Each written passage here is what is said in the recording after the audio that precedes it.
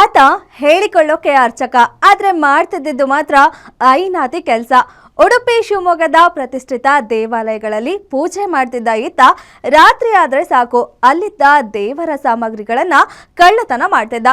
ಜೈಲಿನಲ್ಲಿ ಪರಿಚಯವಾದ ಮತ್ತೊಬ್ಬ ಖತರ್ನಾಕ್ ಕಳ್ಳನ ಸಹವಾಸದಿಂದ ಬೆಂಗಳೂರಿನ ಪ್ರಸಿದ್ಧ ದೇವಾಲಯಗಳಿಗೂ ಕನ್ನ ಹಾಕಿದ್ದ ಈ ಆಸಾಮಿ ಇದೀಗ ಪೊಲೀಸರ ಅತಿಥಿಯಾಗಿದ್ದಾನೆ.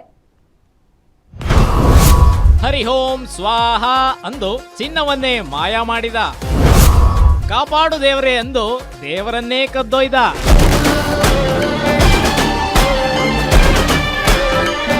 ಈ ಫೋಟೋದಲ್ಲಿ ಕಾಣ್ತಿದ್ದಾರಲ್ಲ, ಈ ಇಬ್ಬರು ಅಂತಿಂತ ಐನಾತಿಗಳಲ್ಲ, ಖತರ್ನಾಕ್ ಕಳ್ಳರು. ಒಬ್ಬ ವೃತ್ತಿಯಲ್ಲಿ ಅರ್ಚಕ, ಹೆಸರು ಪ್ರವೀಣ್ ಭಟ್ ಅಂತ. ಮತ್ತೊಬ್ಬ ಖತರ್ನಾಕ್ ಕಳ್ಳ ಸಂತೋಷ್ ಅಂತ. ಈ ಇಬ್ರು ಕೂಡ ಪರಿಚಯ ಆಗಿದ್ದು ಜೈಲಿನಲ್ಲಿ ಅನ್ನೋದು ಇಂಟ್ರೆಸ್ಟಿಂಗ್. ಶಿವಮೊಗ್ಗ ಉಡುಪಿಯಲ್ಲಿ ಅರ್ಚಕನಾಗಿದ್ದ ಪ್ರವೀಣ್ ಭಟ್ ಅಲ್ಲಿ ಹೋಮ ಹವನ ಪೂಜೆ ಮಾಡ್ಕೊಂಡಿದ್ದ. ಆದ್ರೆ ರಾತ್ರಿ ವೇಳೆ ಅದೇ ದೇವಾಲಯದಲ್ಲಿ ದೇವರ ಬೆಳ್ಳಿ ಸಾಮಗ್ರಿಗಳು, ಹಿತ್ತಾಳೆ ವಸ್ತುಗಳು, ಚಿನ್ನಾಭರಣ ಕದ್ದು ಮಾರಾಟ ಮಾಡ್ತಾ ಇದ್ದ. ಇನ್ನು ಪ್ರವೀಣ್ ಭಟ್ ಅರ್ಚಕನಾಗಿದ್ರಿಂದ ಈ ವಸ್ತುಗಳನ್ನ ಕೊಂಡುಕೊಳ್ಳೋರು ಯಾವುದೇ ಡೌಟ್ ಪಡ್ತಿರ್ಲಿಲ್ಲ. ಮನೆಯಲ್ಲಿ ಕಷ್ಟ ಇದೆ, ಅಲ್ಲದೆ ಮನೆ ತುಂಬಾ ಇಂತಹ ವಸ್ತುಗಳು ಇದೆ ಅಂತ ಹೇಳ್ತಾ ಇದ್ದ. ಆದ್ರೆ ಕೊನೆಗೂ ಒಂದಿನ ಕಾಕಿ ಕೈಗೆ ತಗಲಾಕೊಂಡು ಜೈಲು ಸೇರಿದ್ದ ಪ್ರವೀಣ್ ಭಟ್ಗೆ ಸಂತೋಷ್ ಪರಿಚಯವಾಗಿತ್ತು. ಈ ಇಬ್ಬರು ಜೈಲಿನಿಂದ ರಿಲೀಸ್ ಆದ್ಮೇಲೆ ಪಾರ್ಟ್ನರ್ಸ್ ಆಗಿ ತಮ್ಮ ಕುಕೃತ್ಯಗಳನ್ನ ಮುಂದುವರೆಸಿದ್ರು. ಟೆಂಪಲ್ ಥೆಫ್ಟ್ ಆಗಿದ್ದು ಡಿಟೆಕ್ಷನ್ ಆಗಿದೆ. ಇದರಲ್ಲಿ ಅಂದಾಜ್ 14 ಲಕ್ಷದು ಬೇರೆ ಬೇರೆ ಐಟಮ್ಸ್, ಅದು ವಿಗ್ರಹ ಇರಬಹುದು ಅಥವಾ ಇನ್ನಿತರ ಕಾಸ್ಟ್ಲಿ ಐಟಮ್ಸ್. ಇದು 13 ಟೋಟಲ್ ಟೆಂಪಲ್ಸಲ್ಲಿ ಬೇರೆ ಬೇರೆ ಕಡೆ ಕೇಸಸ್ ರಿಜಿಸ್ಟರ್ ಆಗಿದೆ. ಇಬ್ಬರು ಆರೋಪಿ ಇದರಲ್ಲಿ ಸಿಕ್ಕಿದರು. ಒಂದು ಮೋಟರ್ ಸೈಕಲ್ ಯೂಸ್ ಮಾಡಿದ್ದಾರೆ ಅವರು.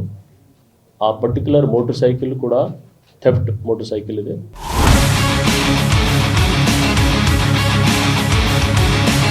ಬನಶಂಕರಿ ದೇವಾಲಯದಲ್ಲಿ ಅರ್ಚಕನಾಗಿದ್ದಾಗ ಕೂಡ ಈ ಪ್ರವೀಣ್ ಭಟ್ ಕಳ್ಳತನ ಮಾಡ್ತಾ ಇದ್ದ. ದೇವಾಲಯದ ಆಡಳಿತ ಮಂಡಳಿ ಪರಿಶೀಲನೆ ಬಳಿಕ ಪೊಲೀಸರಿಗೆ ದೂರು ನೀಡಿದ್ರು. ಒಮ್ಮೆ ಬನ್ನೇರುಘಟ್ಟ ಸಮೀಪದ ಗೊಟ್ಟಿಗೆರೆ ಬಳಿ ದ್ವಿಚಕ್ರ ವಾಹನದಲ್ಲಿ ಹೋಗ್ತಿದ್ದಾಗ ಈ ಇಬ್ರು ಲಾಕ್ ಆಗಿದ್ರು. ತನಿಖೆ ಮಾಡಿದಾಗ ದೇವಾಲಯಗಳಲ್ಲಿ ಕಳ್ಳತನ ಮಾಡಿದ್ದು ಗೊತ್ತಾಗಿದೆ. ಇನ್ನು ಕದ್ದ ಸಾಮಗ್ರಿಗಳನ್ನ ಒಂದು ಅಂಗಡಿಗೆ ಮಾರಾಟ ಮಾಡಿದ್ರೆ ಮತ್ತೊಬ್ಬ ಆ ಕಡೆ ಹೋಗ್ತಿರ್ಲಿಲ್ಲ.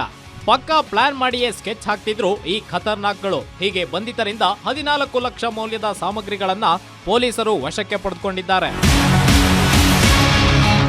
ಸದ್ಯ ಈ ಇಬ್ಬರ ವಿರುದ್ಧ ಬನಶಂಕರಿ, ಜಯನಗರ, ಕುಮಾರಸ್ವಾಮಿ ಲೇಔಟ್, ಜೆಪಿ ನಗರ ಸೇರಿದಂತೆ ಸುಮಾರು 11 ಸ್ಟೇಷನ್ಗಳಲ್ಲಿ ಪ್ರಕರಣ ದಾಖಲಾಗಿದ್ದು ಕಳ್ಳ ಪೂಜಾರಿಯ ಮುಖವಾಡ ಬಯಲಾಗಿದೆ.